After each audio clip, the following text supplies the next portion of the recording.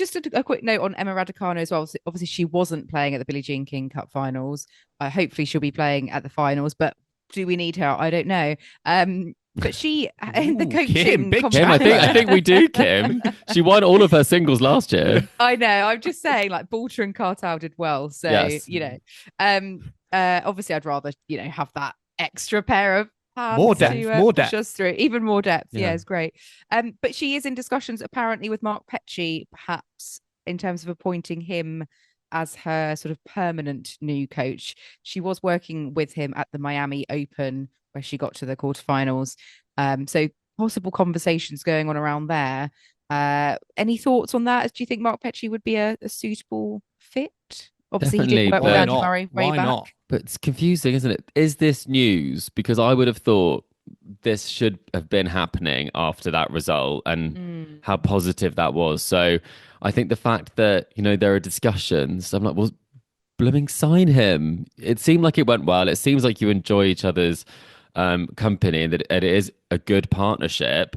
And it seemed to happen really organically. So I feel like it's the perfect way to continue something, especially going into Grand Slam season, and maybe look at it from that perspective of a shorter period, but commit to someone. I think that's what I don't really like, these relentless trials that she goes on. I think give someone a block, see how it goes.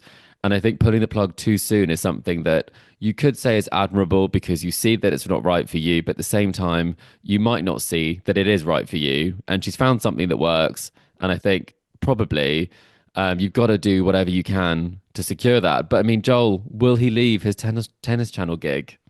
That's the What that pays feels, better? That feels like the crux of it here. It feels like it's on maybe Mark Petchey to kind of be like, well, I'm contracted to Tennis Channel. I've got this kind of broadcast role. Do I, weigh that up against coaching potentially Emma Raducanu and getting back into that game? I don't. I feel like that's too good of an opportunity to turn down. And It's a tasty offering, right? it's a very tasty Such offer. a talented player. And interestingly, Tennis Channel don't have the rights to cover Wimbledon. So does that mean he's free potentially for, the grass court swing? I mean, he normally does work for the BBC, doesn't he, during that period? I Yeah. think so.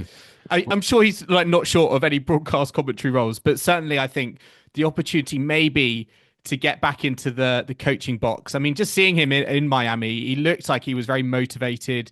He looked like he had a game plan. He looked like he was like, maybe he was a little bit kind of tempted to come back into it. So It wouldn't be fair though, would it, Joel, if he just like had a great week and then was like, you know what, just showed you I can do it. But yeah, he needs to become Raducanu's coach, help all those insights, and then go back to commentary and be like, hey, I can bring more insight here because I was Raducanu's coach. yeah, and all the players that he'll be watching play, all the tips that he can give her. Exactly. Yes. I'm an broadcast insider. We love as a them. coach. Yeah.